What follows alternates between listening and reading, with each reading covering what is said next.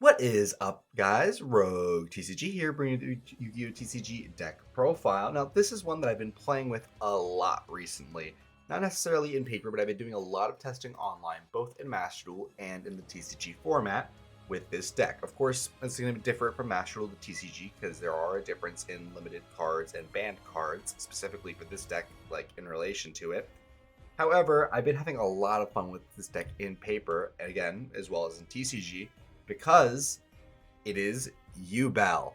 Yubel is one of the decks from last format that was a superstar. This deck was incredibly powerful, being able to put up absurd boards where your opponents were just not really able to break it if you're going first. And if you're going second, well, that's where Yubel kind of struggled because it doesn't really play that great interaction unless you open one of the bricks, being Yubel, Terra Incarnate, or Spirit, plus one of these guys, Samsara, Grave Squirmer, or Dark Beckoning Beast.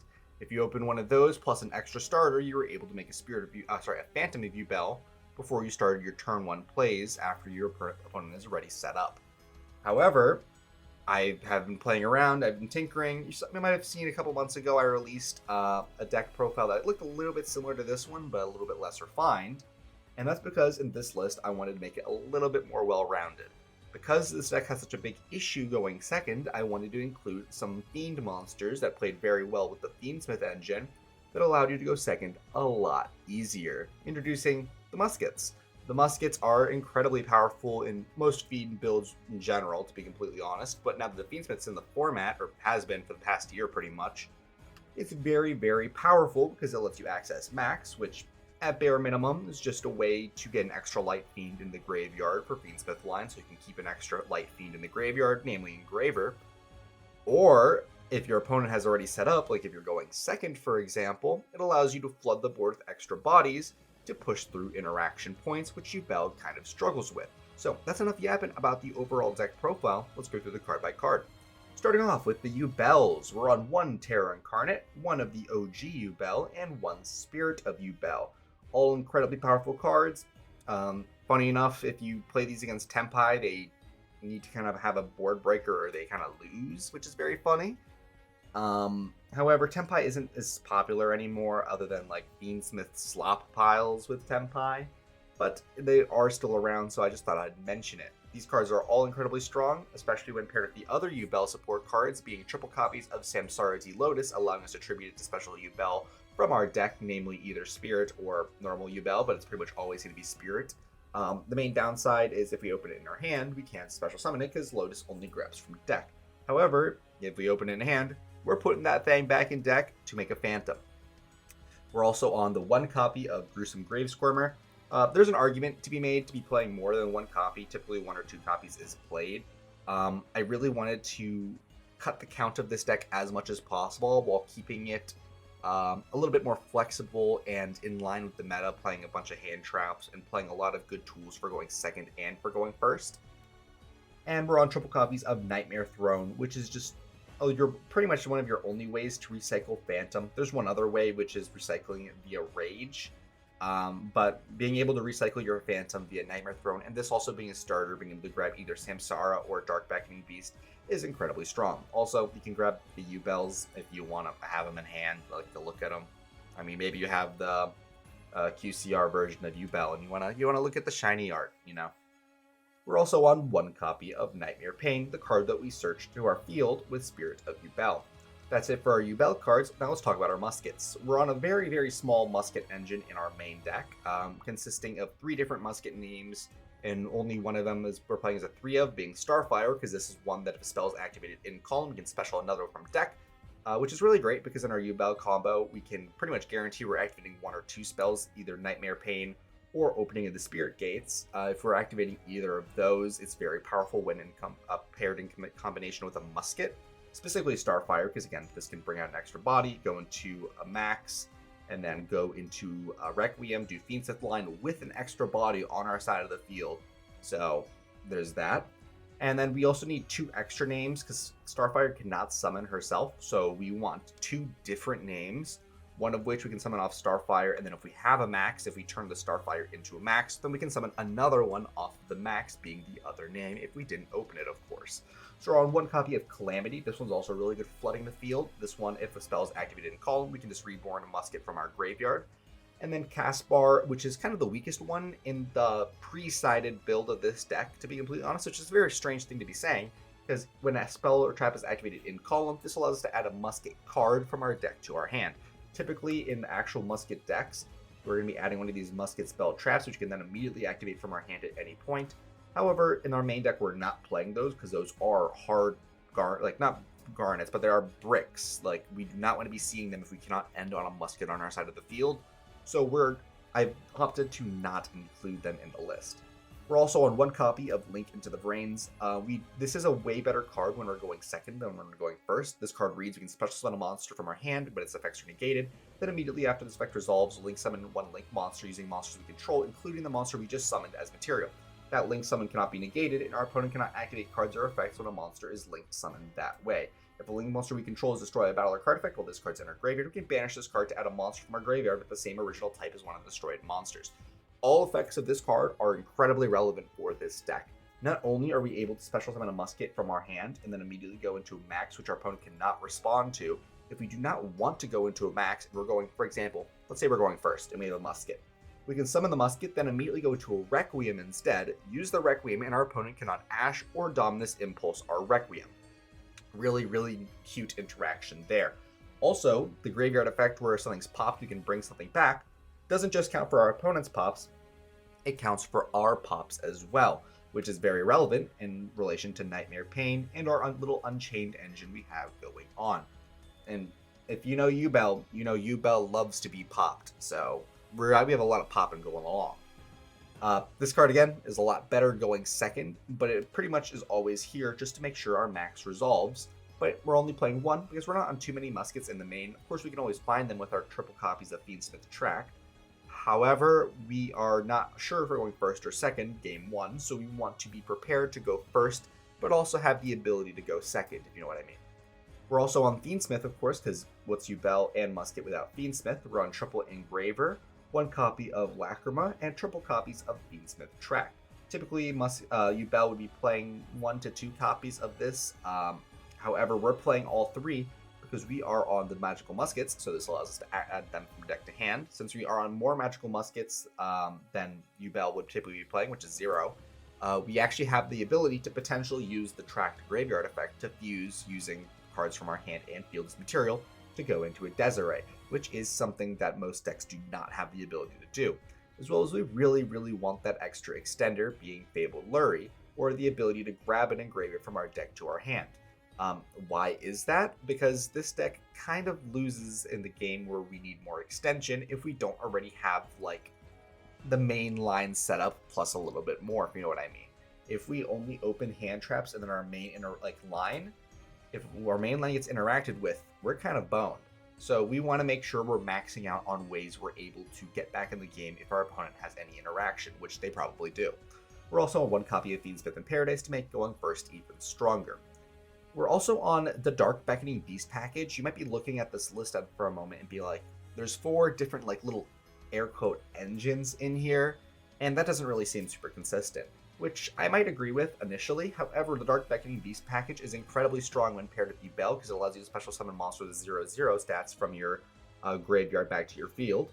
It's also a way for you to go into the Yubel line without opening any Yubel cards. You can get to the Yubel line via Fiendsmith, and Dark Beckoning Beast is a 1-card full combo for that. So we're on triple copies of Dark Beckoning Beast, triple copies of Opening the Spirit Gates, the card that Dark Beckoning Beast searches, and we are also opting, when we are going second, we are going to be siding out of the Dark Beckoning Beasts. This little package is way less strong when we're not going first, so when we know we're most likely going to be going second, that's when we can side this out, and then look at that, we got 6 slots where we can just put in whatever we want, which is amazing. And then lastly, for our little mini engines, we're on Unchained. We're on Unchained Soul of Sharvara, that's at 1, so we're playing 1, and then Abominable Chamber of the Unchained, which is incredibly strong, because it allows us to use during our turn our Rage as link material, and then during our opponent's turn, we are able to reborn it at any time we want to access it in order to make an SP Little Knight using our opponent's monsters. For hand traps, we're on triple fool loss. If we are going second, this is the hand trap we want to be seeing, if any, because this will give us the highest possible chance we're going to open Yubel plus something else to start our turn with a Phantom Yubel to insulate our plays. We're also on triple copies of Ash Blossom Joy Spring, because the thing I just mentioned about Fool Loss cooks us. If we get Fool Lost, we kind of just make a Phantom and pass. We can't access the Fiendsmith line. That requires too many special summons from both the main deck and the extra deck. We kind of just have to give them one draw and hope they don't have anything, to be completely honest. We can end on the Yubel stuff, kind of, but if we activate our Samsara, the special summon of Yubel is going to give him a draw. If we pop the Yubel, the special summon of the other Yubel is going to give him a draw, and you see how this gets out of hand really quickly. We're also on double copies of Nibiru the Primal Being and triple copies of Infinite Impermanence for our main deck hand traps. That's it for our main deck. Now let us cover our extra. In our extra deck, we're on one copy of the aforementioned Phantom Yubel. We're on one copy of Yama and one copy of Rage. We're only on one copy of Yama. You could potentially increase this if you really wanted to see the Unchained very frequently and have access to the Unchained turn after turn. However, I did opt to not include it for our Fiendsmith Magnum Dong. This card, I think, in my opinion, is incredibly strong and allows us to push for some serious numbers when paired with a Desiree, or even with something like a Magical Musket Caspar. So we have a Caspar and we put an Agnum Day on it. Caspar all of a sudden goes up to 3k, which is tied with Blue Eyes White Dragon, and this normally 1200 attack monster can just run it over and crash. But we are also on the Magical Musketeer Max. If on summon our opponent has any monsters or spell traps, depending on what they have. If they have monsters, we can add spells and traps that are musket named from our deck to our hand, up to the number of monsters they control. The musket spells we add have to be with all different names, but not a big deal. And then if our opponent has spells and traps, we can special summon muskets from our deck with different names to our field, up to the number of spells and traps they have. Incredibly strong effect. We're mostly going to be doing that special summon effect, which is very strong, so let's just, again, just flood the board. And when paired with Blanket of the Rains, this is unrespondable too. We're only playing one because we can put it back with our Fiendsmith stuff, and even if we don't use the effect, it's just an extra light fiend that we can put back with our sequence. We're also on one Moon of the Closed Heaven, which is necessary for Dark Beckoning Beast plays, and if we don't see a Musket or a Fiendsmith Engraver. We're also on Requiem, Sequence, Magnum Dong, and Fiendsmith Desiree. And then for our generic Fiend stuff, we're on one copy of Muckracker from the Underworld, an incredibly powerful card. It protects our board, or reborn stuff. The main downside, we can't use it as link material to turn it summon, but, you know, to be completely honest, if we're making this turn 1, we kind of want to be keeping it around. It protects our board. Kind of like a Balinx does, but a little bit worse, but, you know, beggars can't be choosers. We're also on the ST Little Knight in order to pair with that Unchained Soul of Rage, or even if we don't, it's just a good generic card. And then we're on one copy of a Baoku, the Light the Shadow, a very powerful Fiend card that we have access to because we're running Fiends, you know? We're a Fiend deck. This card can also pop any card on the field, doesn't have to be your opponent, so do with that what you will. We're also on one Necroquip Princess and one Aerial Eater. Aerial Eater is necessary in order to do a Fiendsmith line, the Yubel line off of the Dark Beckoning Beast or off of Fiendsmith line, so do keep that in mind if you are going to be.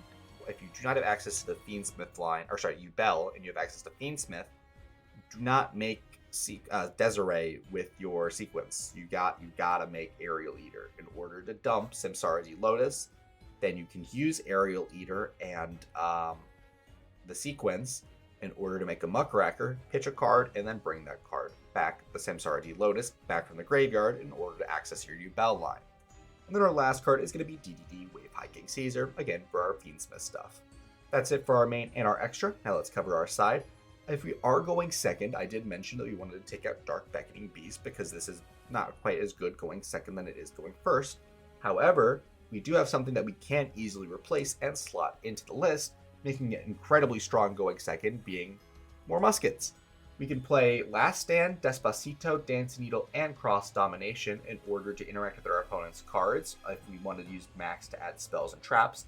And we also have extra copies of Magical Musketeer Caspar and Link into the Drains if we know we're going second, to maximize our chance of finding Link and a musket and being able to utilize our muskets throughout the course of the game.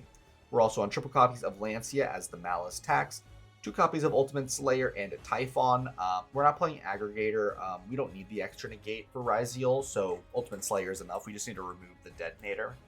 And then the Typhon is really good when we're going second. and then 1 copy of Harpy's Feather Duster as just a blowout card. That's going to be it for the main deck and side deck and extra deck. Now let's get into a quick game and we can show you what this deck is all about. Alrighty, so here we are. We're going to be going in diamond rank right here, and let's just start a game. Let's see what we are able to accomplish with this deck. I want to be honest with y'all. I'm going to show you the uncut game. You know, there's not going to be any edits during this game, so you can see how the deck is actually going to be able to perform in a real life Yu-Gi-Oh game. The only time I might edit is if this takes too long to find a game. Alrighty, so here we are in a game. Let's go for rock. They picked rock. Let's go for scissors. They went for rock again, so they're going to be able to choose. Most likely they're going to be going first. They're on 42 versus our 45. We open Ash, Imperm, Musket, Beansmith, Yubel card. So they set a card and passed. Okay, they have some sort of hand. Let's start off with Nightmare Throne. Let's get access to our Samsara D Lotus.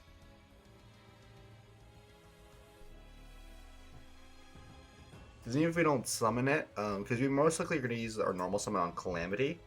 Even if we don't summon it, we're going to be able to discard it off of track that we can grab off of Engraver in order to get it into rotation if we feel like that might be necessary. Or we could even actually get a Phantom Yubel set up right now. Honestly, that's kind of looking more appealing. So let's actually just get a Terror Incarnate. Let's not destroy it. Let's add it to our hand. And then we can go into a Phantom Yubel at point of resolution. They do have a Droll for us that does turn off our Engraver, but that's perfectly fine. Because we are going to be able to go Grave Squirmer Yubel to go into a Phantom Yubel. And we still are able to access the Yubel engine even without, even under Droll. So let's go for a Calamity. Let's go for Max. Let's go Max Effect, Special Summon a Monster.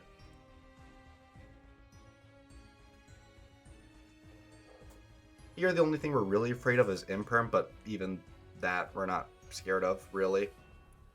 Because if they Imperm the Max, we can still just go into a full Fiendsmith line. They're not going to do anything here, which is probably a mistake for them, because now we are going to be able to get a Starfire on our side of the field, so if they do want to activate that back row, they are going to have to contest with another monster, and now we can go into a Requiem.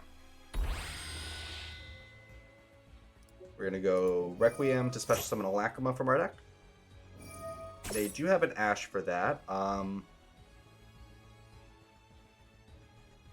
Yeah, we will be Phantom Yubeling that. We do need that to resolve. So with Phantom, we are going to be able to destroy a Spirit. And we are going to be able to special summon a Lacrima. And then this also allows us to go into a Muckracker nice and easily, so we don't even need to go to a Vice Typhon anymore. Or sorry, not a Vice Typhon, Aerial Eater anymore. So here with our Lacrima, here we're going to be able to dump another Engraver. We already have one in hand, but they don't know that. And we're going to be able to summon our Yubel. And here it looks like they have something. It might be a Nibiru. If it's a Nibiru, we're pretty okay with that. So here we do have a decision to make. Here, let's insulate ourselves against Nibiru. Let's go equip this onto Lacrima and go to a Necroquip.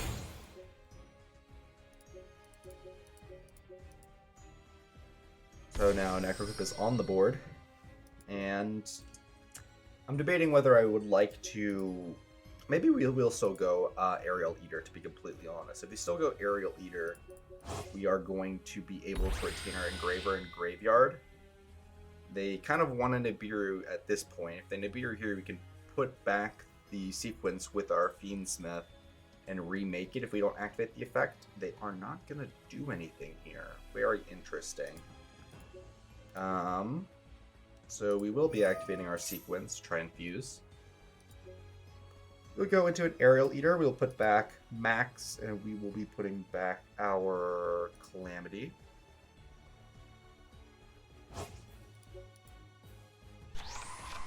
And we will go Aerial Eater effect still. With Aerial Eater, we will be dumping our Brave Squirmer. And now here they have to Nibiru or else we get to go into a DDD. Yep, there's the Nibiru. Yep. Unfortunately for them, it does not matter anymore, I don't think. We don't get to pop our Spirit with our Nightmare Pain, although we do kind of get to control the game a little bit. So their hand was Droll, Ash, Nibiru. I imagine that's an Imperm back there.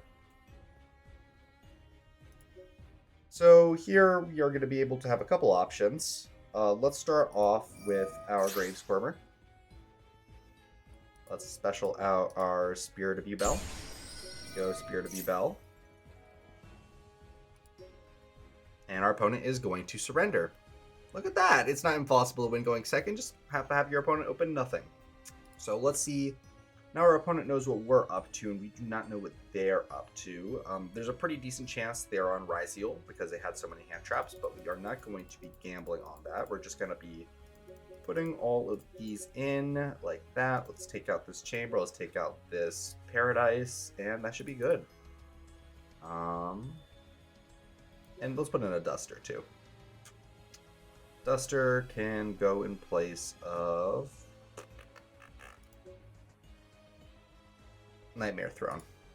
Nightmare Throne isn't really good into Ryzeal, so if you have the read that it's Ryzeal, we can cut a Nightmare Throne for Duster, which is a lot better into Ryzeal since we can destroy their field spell and not have to worry about the at point of resolution monster.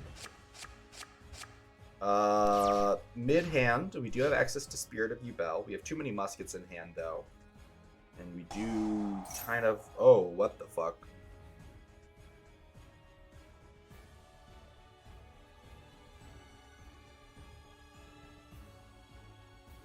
Oh, no. If we don't have any interaction for this deck, I think we do just kind of lose. This deck does do a lot. I guess I will be doing a little bit of editing here. I'll fast forward to the end of their combo. Oh my god, there's a Regulus in the mix. We might not even have to fast forward to the end of the combo. We might even...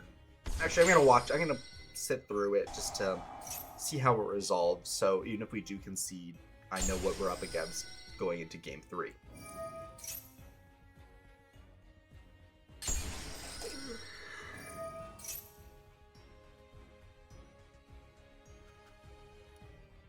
Oh. They surrendered. Look at that. They just couldn't handle it. They couldn't handle the Terror Incarnate Spirit of Yubel, 2 Musket Fiendsmith open. They didn't even know it. They felt it in their soul. But I guess that's going to be about it. Thank you all so much for watching, if you still are. And I'll be seeing you all later. Bye-bye. Thank you guys so much for watching the video. If you wanted to talk to more Yu-Gi-Oh! Players like yourself, I would highly recommend checking out our Discord server. Link is going to be in the description, as well as the QR code on screen.